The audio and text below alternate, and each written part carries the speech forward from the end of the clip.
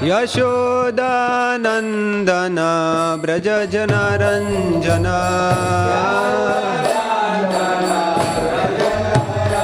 Yamunatira Vanachari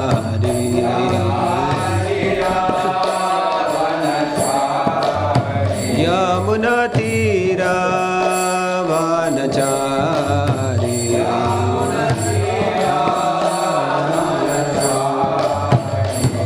Jaya Radha Madhava Kunja Bihari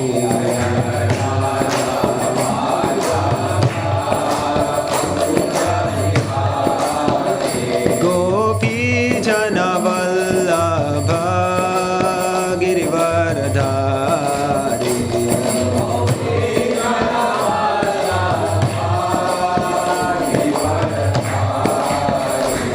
Yashodanandana Braja Janaranjana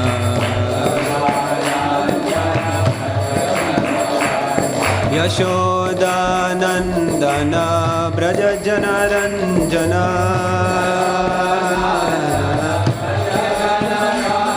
Yashodanandana Braja Janaranjana Yamunatira Vanachari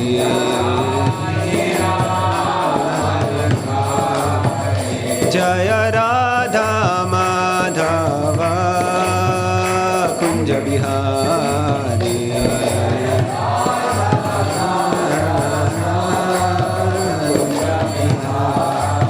Hare Krishna Hare Krishna Krishna Krishna Hare Hare Hare Rama Hare Rama Rama Rama Hare Hare Hare Krishna Hare Krishna Krishna Krishna Hare Hare Hare Rama Hare Rama Rama Rama Hare Hare Hare Krishna Hare Krishna Krishna Krishna Hare Hare Hare Rama Hare Rama Rama Rama Hare Hare Hare Krishna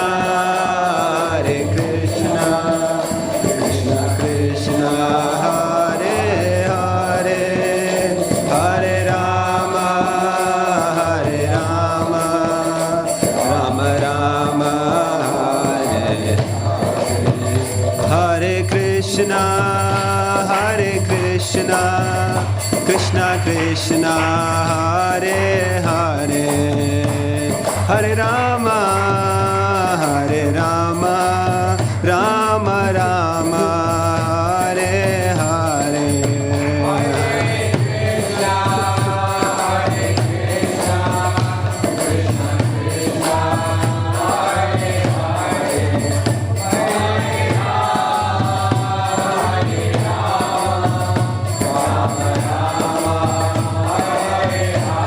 Hare Krishna Hare Krishna Krishna Krishna Hare Hare Hare Rama Hare Rama Rama Rama Hare Hare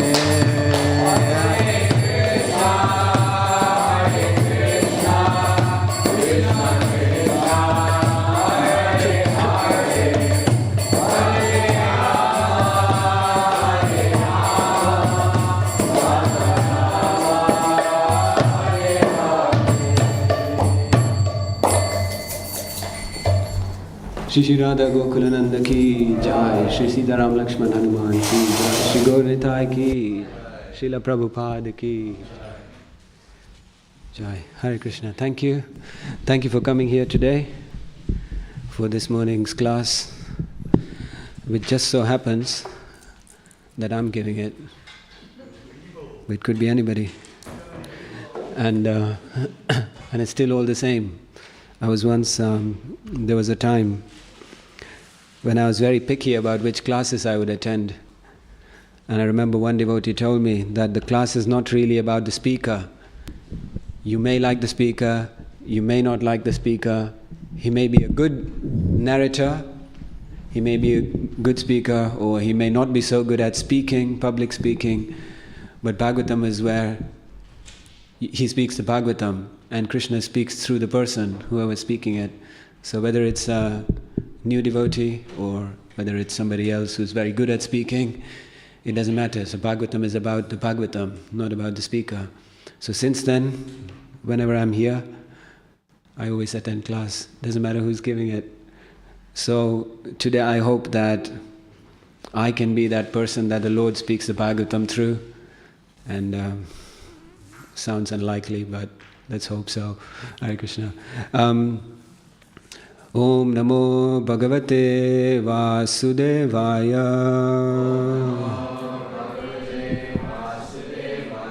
Om Namo Bhagavate Vasudevaya.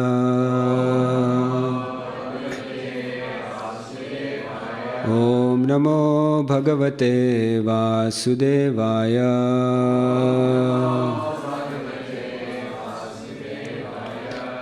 So today we are reading from Srimad Bhagavatam, 3rd Canto, Chapter 7, verse number 36. Okay. Anuvratanam Shishyanam Anuvratanam Shishyanam Putranam Cha Dvijottama Putranam Cha Dvijottama Anaprishtam Api Bruyur Anaprishtam Api Bruyur Anaprishtam Api Bruyur Guravo Dina Vatsalaha Guravo Dina Vatsalaha Anuvratanam Shishyanam Putranam Cha Dvijottama Anaprishtam Api Bruyur Guravo Dina Vatsalaha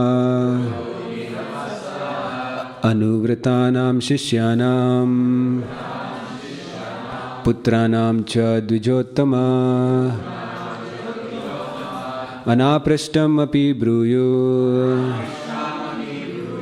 Guravo Dina Vatsalaha Anuvratanam Shishyanam Putranam Cha Dvijottama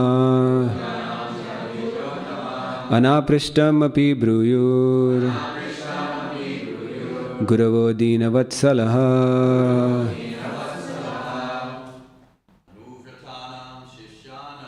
Anuvratanam Shishyanam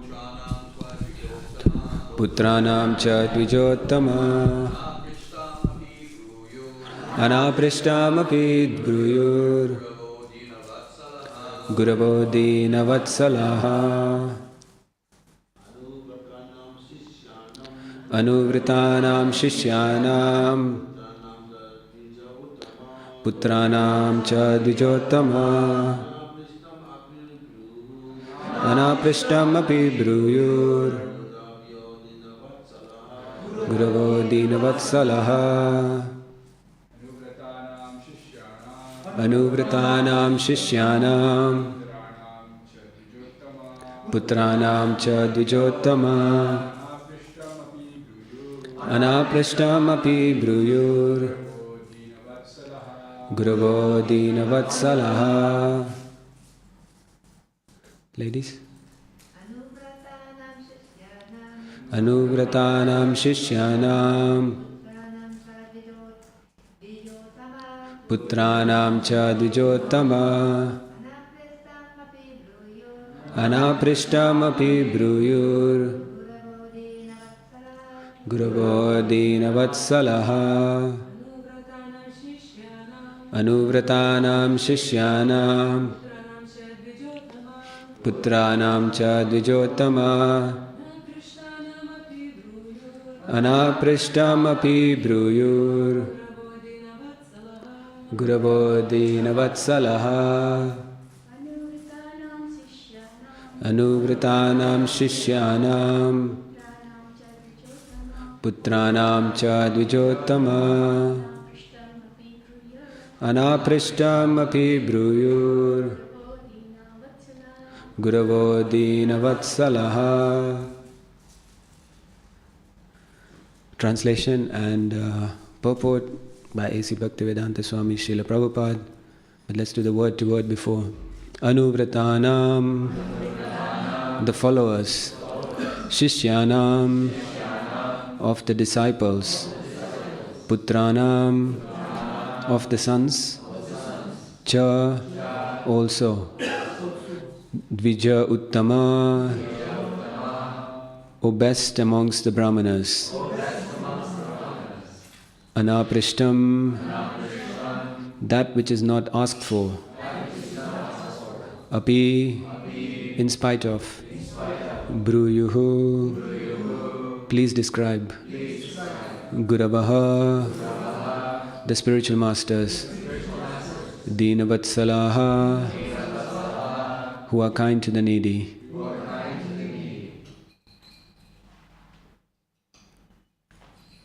Shri Radha Gokulananda ki jai, Sitaram Lakshman Hanuman ki jai, Shri Gauranitai ki. O best amongst the Brahmanas, those who are spiritual masters are very kind to the needy. They are always kind to their followers, disciples and sons, and without being asked by them, the spiritual master describes all that is knowledge.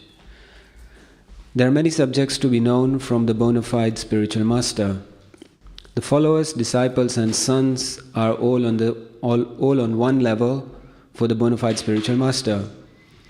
And he is always kind to them and always speaks to them on transcendental subjects, even though he is not asked by them.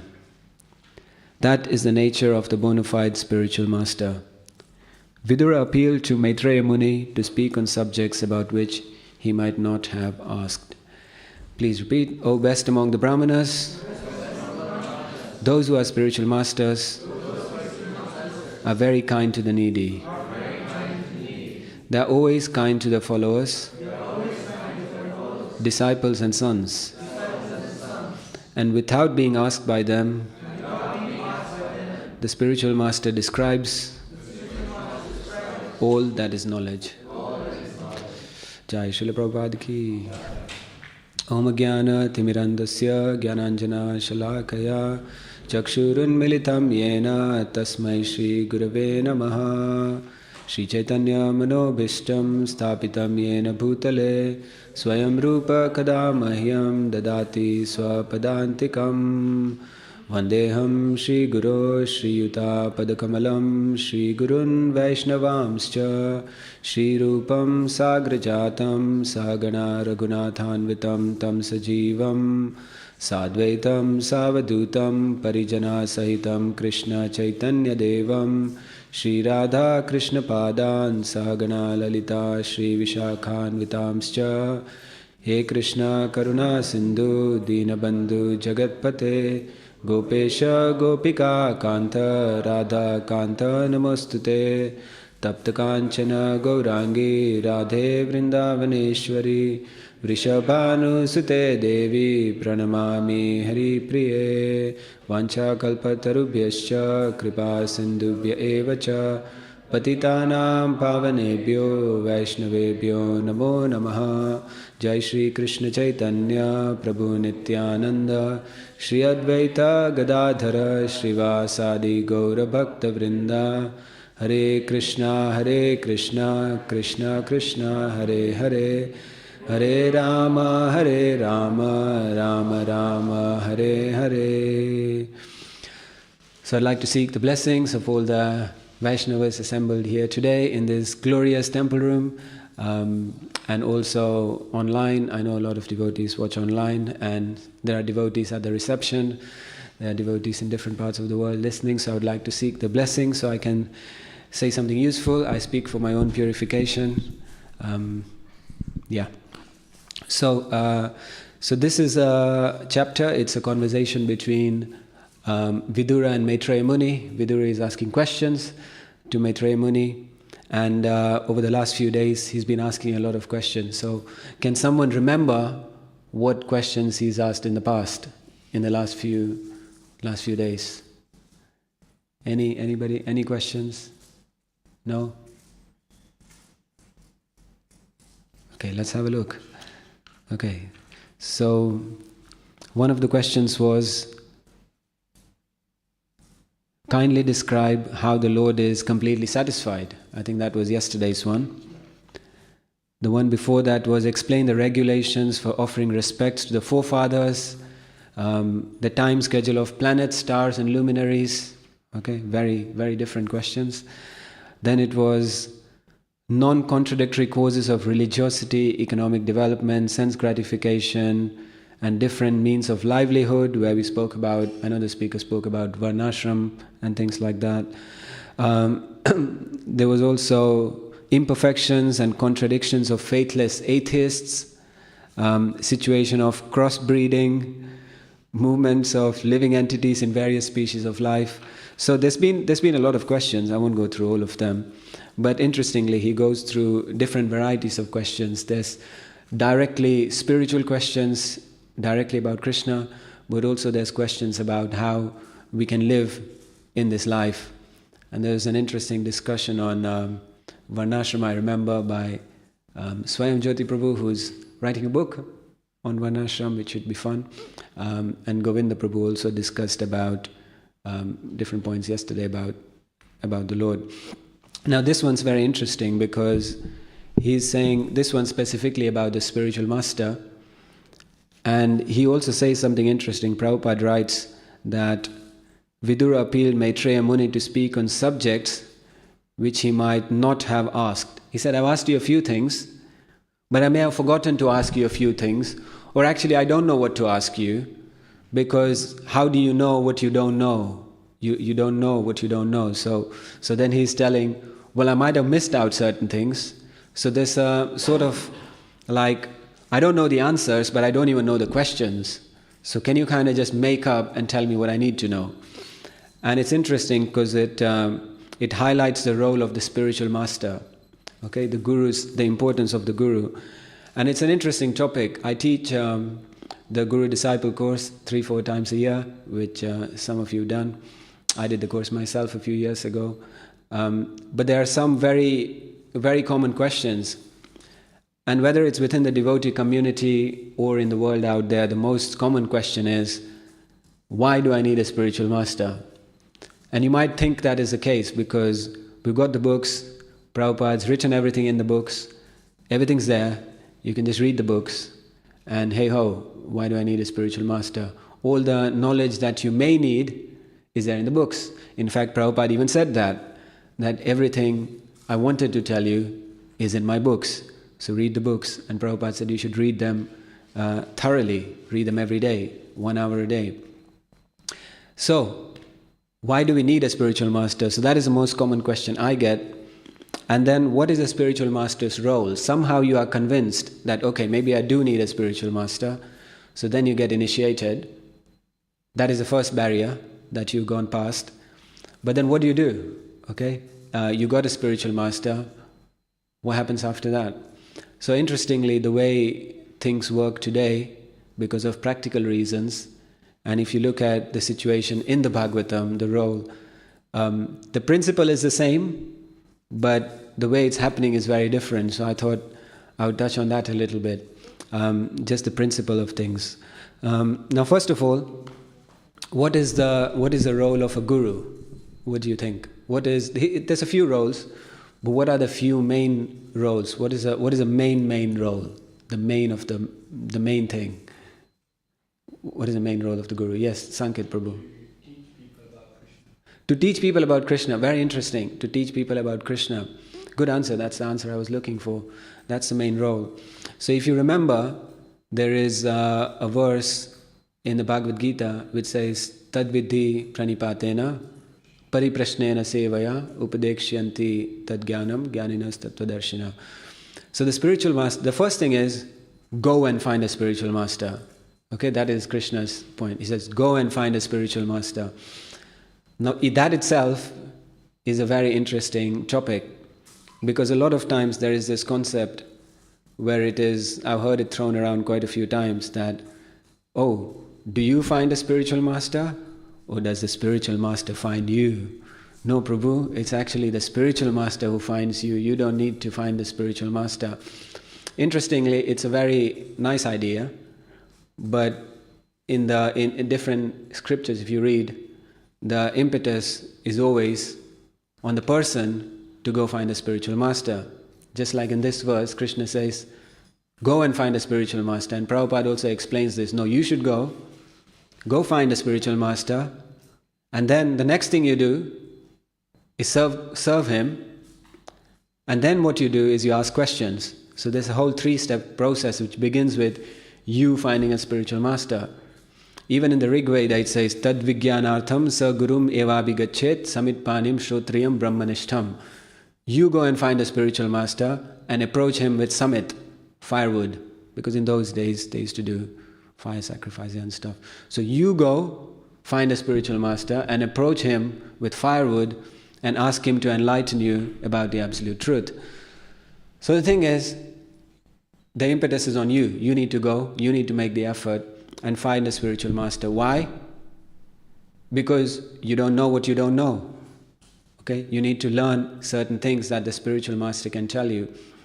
If you try to teach a 5-year-old child about astrophysics, okay, he's not going to get it. And he doesn't know anything about astrophysics, and he probably doesn't need to know, you could say. But the point is, spiritual knowledge is an important aspect in everybody's life which they need to know, which people are not going to tell you.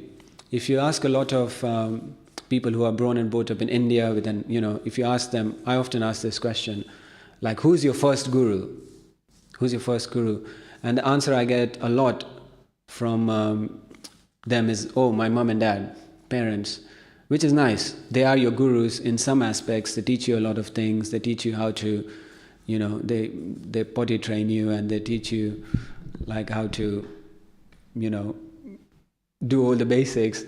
But they may not necessarily teach you about Krishna consciousness, okay? But sometimes it is a spiritual master's role to sort of interrupt what you're doing, get in the way of what you're doing, and then say, stop, you're doing this a bit too much. Now you need to learn about Krishna consciousness. There are some things that are more important than going about running a business, making a lot of money, buying a house. There are some things that are more important. So it is a spiritual master's role to get in the way, stop what you're doing, and learn about Krishna. I heard there is a book which I read a long time ago, about probably 10-15 years ago. It was one of the first books on the subject matter that I read. It was by Devamrita Swami, and it's called Bhakti Bhava. I don't know if you come across it. Very small book, randomly came across it. And he states a very interesting analogy. He says, there is a train, and this train is moving very fast. Inside the train, there are a bunch of people who are partying and having a good time, okay? But they're all inside the train. They can't see what's outside. Interestingly, the train is approaching a bridge, and the bridge is broken. So the train's going to go down the bridge, and obviously a lot of people are going to die. But the people inside don't know. They're happily partying. And there is a man outside who is signaling and shouting at people, stop the train, stop the train, stop the train. And the people inside the train are going, look at this guy. He's just envious that we're enjoying life so much. What's his problem? We're enjoying. He just doesn't like it. And they start shouting at the person, saying, shut up, let us do what we're doing, we're enjoying. So this is an interesting analogy of the role of the spiritual master. In the Upanishads, there is another analogy where there is the son of a prince, son of a king, a prince. And it is Uttarayan. Uttarayan is when everybody in India flies kites, which is a great festival. If you haven't been to India doing Uttarayan, which is the 14th of January, you should go, especially to Gujarat, because obviously that's the next best thing after the spiritual world. If you can't make it there, if you can at least make it to Gujarat, it's good enough. But we used to, growing up, we used to fly kites quite a lot. In fact, the sky gets covered in kites so much that you can't even see the sun, so many kites. So there's this prince, he's on the rooftop flying a kite. And as you fly kites, you have to sometimes, you have to pull the kite and you have to run backwards or whatever. And he's too close to the edge. So there is a man on the ground floor at the bottom, and he sees that this prince is too close to the edge. So he looks at and he starts shouting, "Hey you Muddha!" This is what it says in the Upanishads. It says, "You idiot, like, stop, don't move." And when the maid who is serving the prince hears this, she comes to the edge of the roof and says, "What are you doing? Why are you shouting? Do you realize that he is a prince? I could put you in prison for this." Okay? So the Upanishads say that is the role of a spiritual master. It's a thankless task. You try to do something good, but people think you're trying to interrupt their happiness and they get angry at you. Now, people who are preaching and who are going out and sharing Krishna consciousness, especially in this month of the book marathon, are also like spiritual masters. Maybe not officially, they are performing the role of a guru. They're going out there, they're interrupting people who are minding about their own business, and they tell them, "No, stop. I know you're having fun, but you should read this book." And that's why it's the same thing that goes on. People shout at them, people swear at them, they're like, "Why are you bothering me? Get a job," or, get a life, whatever. So people shout at them. So they're also performing the role of a spiritual master. So the first job is to interrupt, okay? Stop people. It may be a bit uncomfortable, okay? It may be a bit uncomfortable. I always felt uncomfortable going door to door. Okay, I'm like, oh, I would rather go on the street, It's like, people are there, I can stop them. If they don't want, they go away. And it's more fun. Door to door, I feel like, I'm going to somebody's house, But anyway, that's just my phobia. But I'm sure yours as well. I'm sure some of us have that phobia. But then others have street phobia, but they do very, very good with door to door. But there's a team that's going out and door to door. So if you want to go on books, get in touch with Divyanam Prabhu, door to door. If you want to overcome your phobia, you're going to go with streets. Anyway, Divyanam Prabhu, if you're listening, I made a plug for the book marathon. So the point is, they're also in an unofficial role of a guru, trying to interrupt people and tell them about Krishna consciousness. And it is necessary because people won't always come to you. I think a lot of us came to Krishna consciousness because somebody interrupted us. Okay? Sometimes when you go through difficult situations in life, you're attracted to Krishna consciousness, you want to search out something interesting, and then you want to find out more, and then you start looking into something spiritual and come here. That's one side of the story. But the other side of the story is the interruption that is caused by a devotee who stops you and says, "Hang on, no, read this book." So that is also important. So the first thing is that is a role of a spiritual master, to teach you something whether you want to learn or not. Okay, that is the role of the spiritual master. But here's another one. The second topic in that verse is pariprashna. You heard the word pari before? Pari means parikrama. Parikram, you go around Govardhan, isn't it? Pari means to go around something. That's where the word perimeter comes from, which is around a circle, the perimeter of a field or whatever. So pariprashna means to ask questions all around the topic. So what is being encouraged here is that the first thing you do is find a spiritual master. Okay, if he doesn't come to you, because it may be a while, there's so many people to interrupt, but you should go. If you already begun this search, you should go and you should ask him questions from all around the subject, from this side, from that side, from this way, that way, and really get into the nitty-gritty so you can understand the topic completely and thoroughly. And this is very, very important to do that. Krishna is saying it, I'm not saying it. He says, Pari prashnena sevaya. Serve him. Why? Because offering service makes you humble.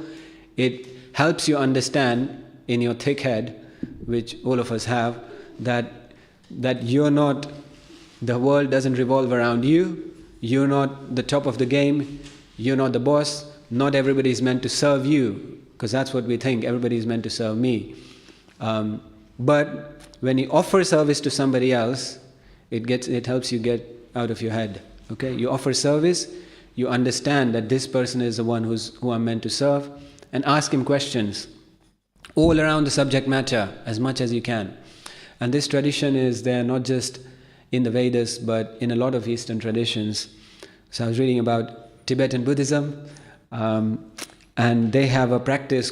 They also have a morning program, believe it or not. It's not as much fun. It's a bit, dry. You sit and kind of don't move for a few hours. Ours is all about movement, because with the Hare Krishna movement, so there has to be some movement, but they're the Buddhism stillness or whatever. So they have a morning program as well, which a lot of it is meditation, and but one part of it, which is a fun part, is called samjor. Okay, samjor means face to face in Tibetan language, but it also means debate. So what they do at some point in the morning program, all the monks go out into the courtyard, and there's a row of chairs.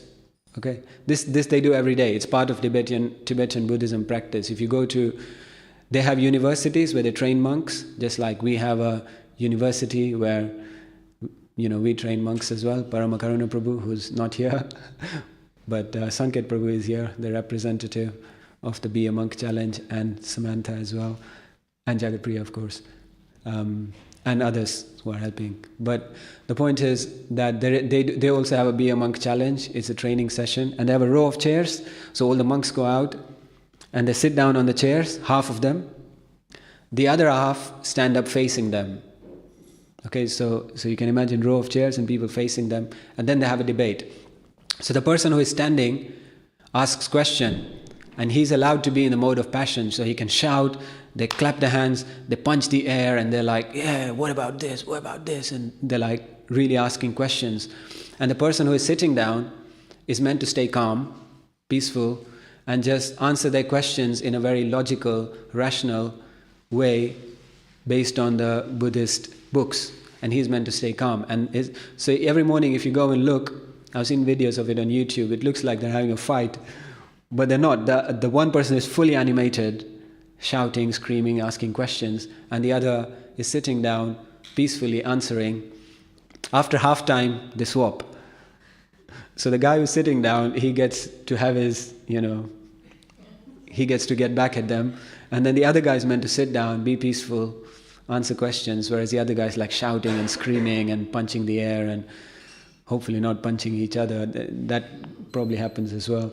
But what this does is it helps you stay calm in provocative situations, and at the same time reason based on scriptures and logic, and it makes your foundation of knowledge of your teachings that you're learning very strong, because it is very, very important to be able to understand the topic properly.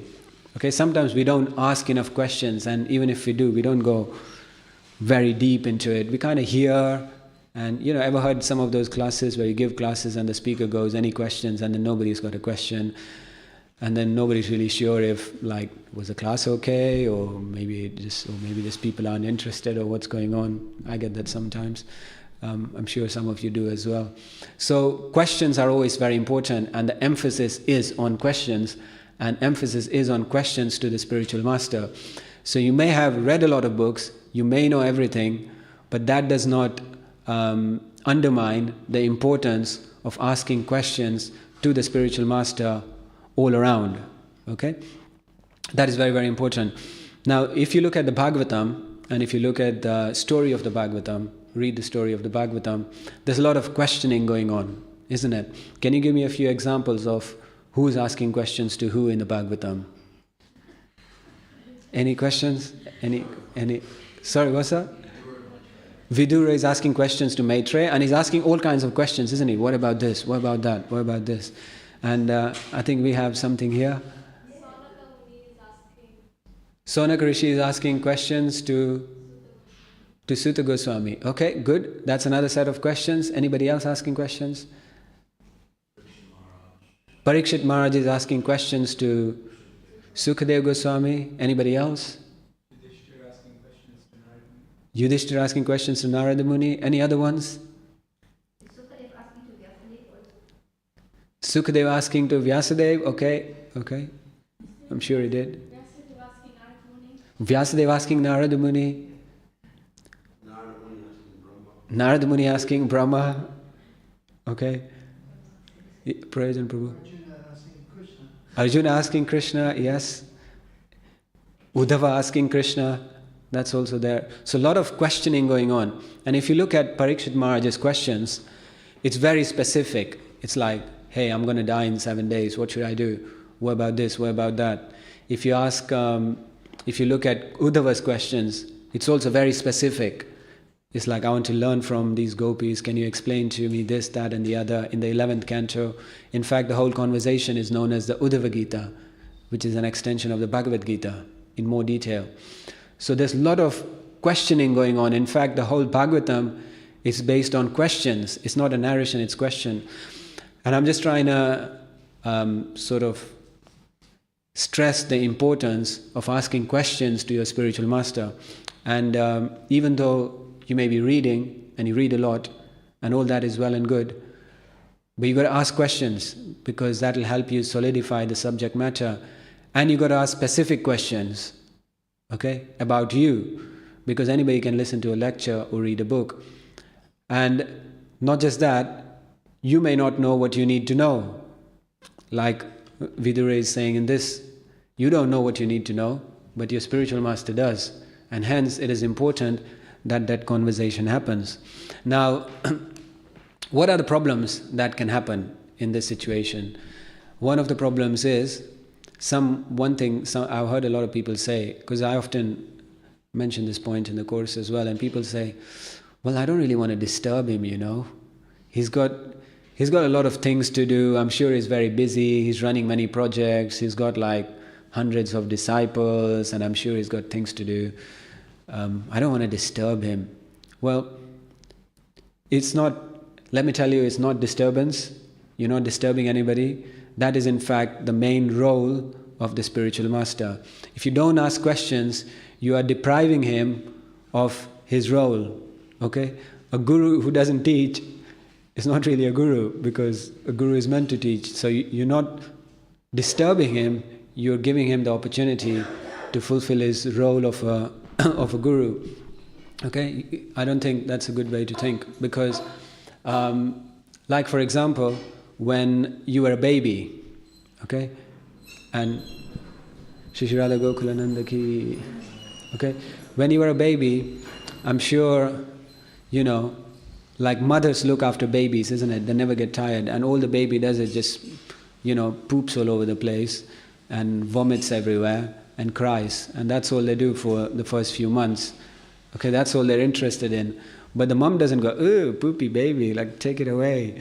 You know, it's not a disturbance. She feels so much bliss when she looks at the diaper that is full of, sorry, this is getting too graphic. But the point is, it's not really a disturbance for the mother. Because she loves, is that true? I mean, I'm not a mother, so I would never know. But I've heard those who are mothers, is that, can someone clarify if that is true, Sachirani Mataji? Is that, yeah? You don't mind it, okay, good. Okay. Let's keep it at that. You don't mind is good enough. Okay? So, asking questions to the spiritual master also, he wouldn't mind. Okay? We shouldn't think like that. That we're disturbing him. He won't mind. And sometimes you may say that, well, another thing I hear is that, you know, Prabhupada only met his spiritual master a few times. There wasn't much going on there in terms of personal interactions, but he still took his words and instructions and he spread the movement around the world. And we can also say that in today's world, the spiritual masters, we have a very I think the ratio of gurus to disciples is very, very large. We have about 1 million people in the Hare Krishna movement and about 100 gurus. So that's a huge ratio. I think we need more gurus, male and female, but I'm not gonna say anything more than that. But the point is that we definitely need more gurus in the movement, so that ratio is smaller. But even otherwise, there are ways which many, many gurus have established where you can actually ask questions. They do get back to you. My spiritual master has only 30 disciples, and I get a lot of opportunity for service, ask questions, have debates, and all of that. And my wife's spiritual master has 75,000 disciples, but every time she emails him, she gets a reply. I don't know how he does it, but she always gets a reply. I remember I only met him once when we went to get blessings for our wedding, and he asked me my name. And then I think about 3 years later, I think my wife wanted to write to him to find answers to some questions, so she wrote to him, and then he gave a whole reply, and then he said, "How is my spiritual nephew Radha Govinda?" I'm like, what? I'm not even his disciple. He's got 75,000 other disciples. I only met him once. How does he remember me by name? So it's interesting that if you make the effort, then the reply does come.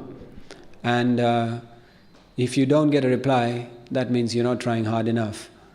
But it is important to be able to establish that connection, because you don't need to be initiated by somebody to listen to the lectures. We can listen to anybody's lectures and we can learn from anybody. It's not that we should only listen to our spiritual master and not listen to anybody else. You can always listen to lectures, you can always learn, but I think it is very important to speak to the person, ask questions from everywhere, understand the subject matter, and really ask questions specific to you, because that's what will help you move forward in Krishna consciousness, especially when you understand the fact that at the time of initiation, you are the one. An unsaid rule is you are telling Krishna that at the time of initiation that this is the person I'm accepting as my spiritual teacher, so Krishna, please speak to me through him.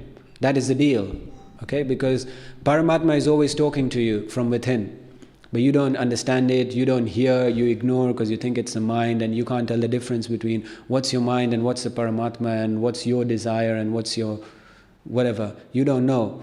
So the system that has been established of parampara within our sampradaya is there for that very reason, that the guru fulfills that role of telling you what instruction is coming from the Paramatma and what is the nonsense that's coming from your mind. So the guru is there, and then so whatever you need to hear, Krishna will speak through the guru, because if he speaks through someone else, you're not going to listen, isn't it? So Krishna will always speak through the guru. So you need that connection. The guru is a person who's fulfilling that role of transmitting the information from Krishna to you. He is the pipe in the middle that's connecting the tap to the overhead water tank. There's a tank up top and there is a tap at the bottom, but the guru is like a pipe. Not literally, but the guru is like a pipe, but he's connecting that mercy that's coming from Krishna, the instructions that are coming from Krishna, and he's allowing you to get those instructions. Without him, it wouldn't work. So think about it. You can have instructions from Krishna himself, even though still, so far, you don't have that relationship, because you're still working, you're still on the path, you're still progressing on that path. So you're not self-realized yet, you can't see God, you can't have a conversation with him, but the parampara is set up in such a way that you can have this connection even though you're not self-realized yet. You can still get instructions from Krishna, and that is through the guru. So it is very important to do that. Now, yes, everything's in the books. Yes, you can read everything and you can understand a lot of things through the books.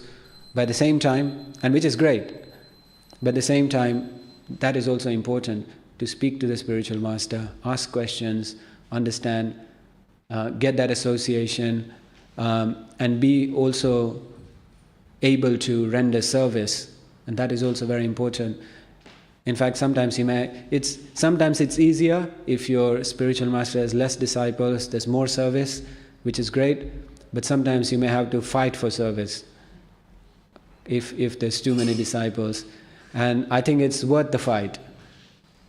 Not physical fight, not encouraging that, but it's worth the fight.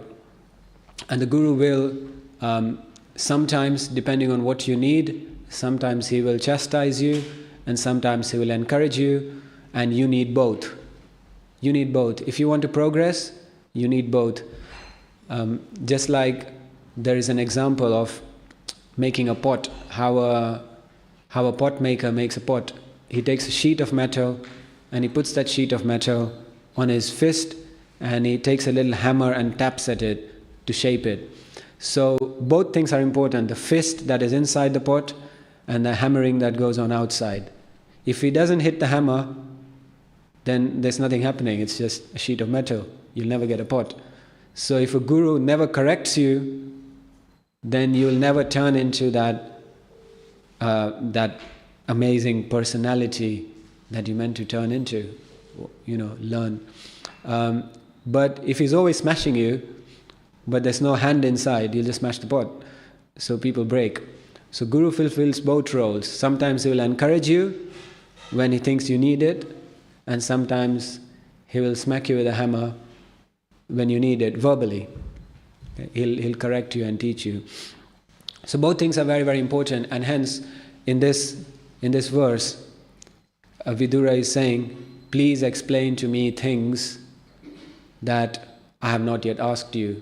And it's a very small purport, so I kind of thought I'd stick to that. Another thing is mentioned is that how a spiritual master is very kind. Now, why do you think he's kind? What tells you that a spiritual master is kind? What does he do that is kind? Yes, Prabhu. Shows patience. Shows patience, okay.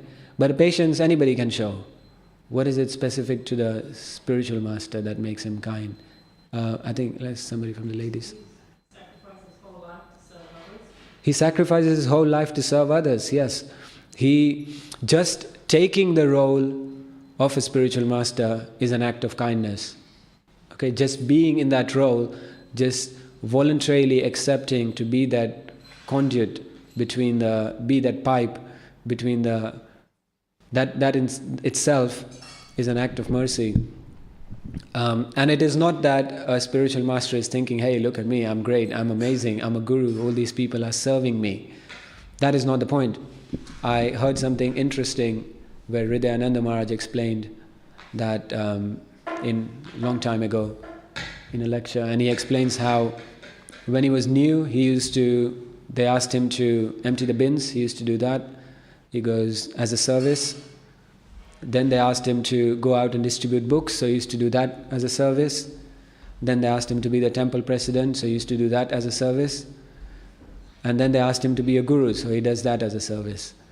So that is also a service. Being a guru is a service. It's not that you're saying, hey, I'm the big cheese here, okay, I'm the big guy. It is also an act of service, and in fact, it's not an easy role.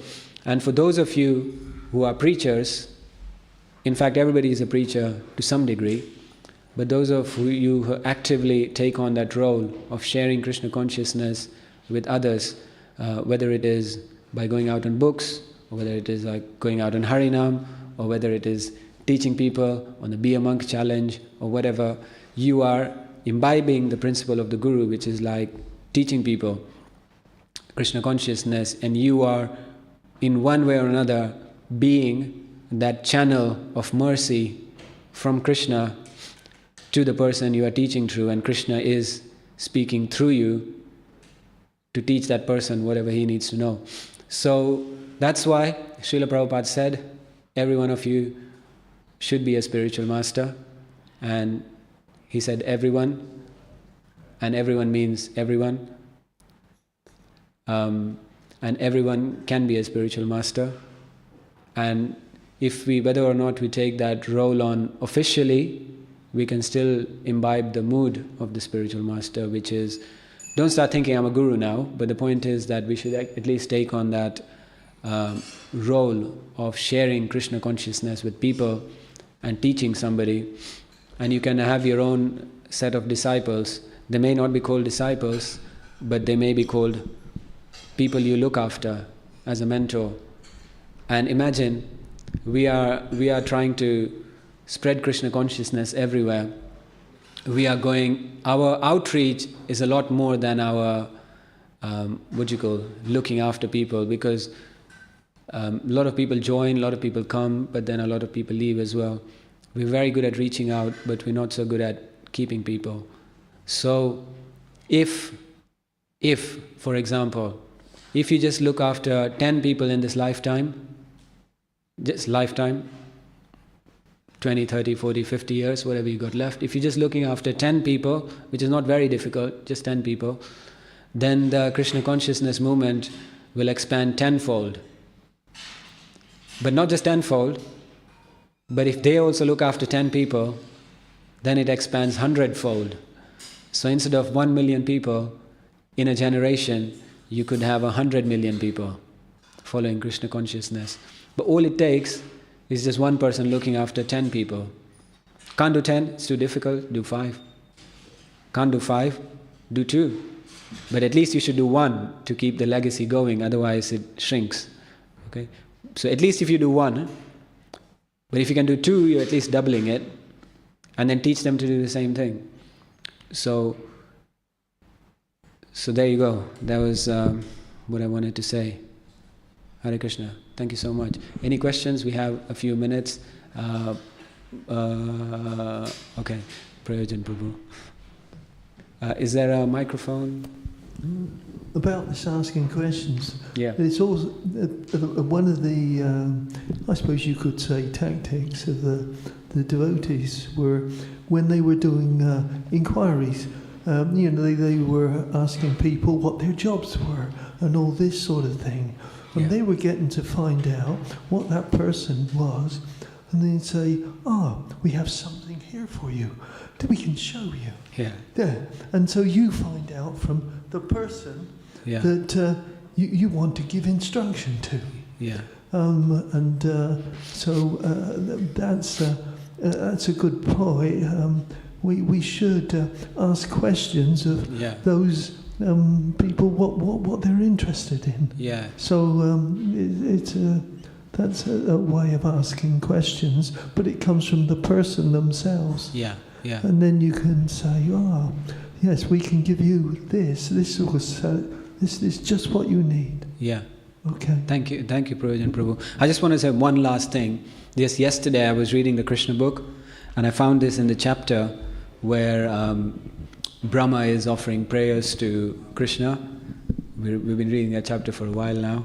Brahma is offering prayers to Krishna after he's kidnapped the cowherd boys, and he's given them back. He's realized he's made a mistake. There's something interesting that is in the Krishna book. I read this yesterday. It's just one sentence, 2 sentences. And he says, it is confirmed in the Bhagavad Gita that the purpose of Vedic knowledge is to find Krishna. And it is said in the Brahma Samhita that it is very difficult to find Krishna, the Supreme Personality of Godhead, by systematic reading of Vedic literature.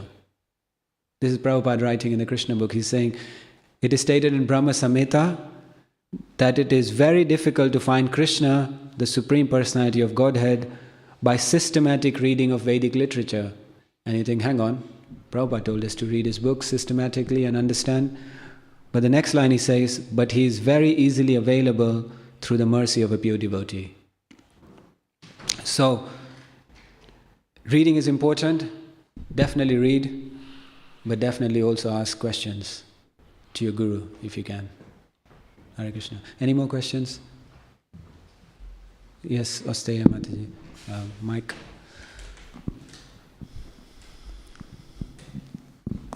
Hare Krishna, thank you for a beautiful class.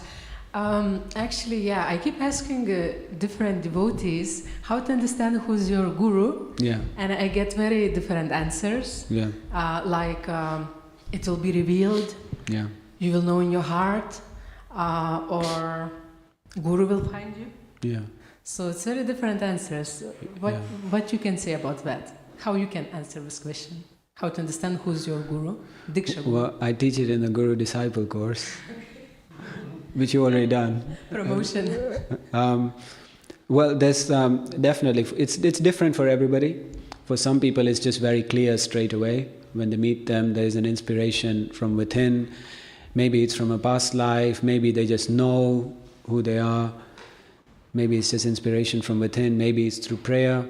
But from our side, the effort, what effort can you put? That's the question. Because you're not going to know who it is, but what can you do from your side?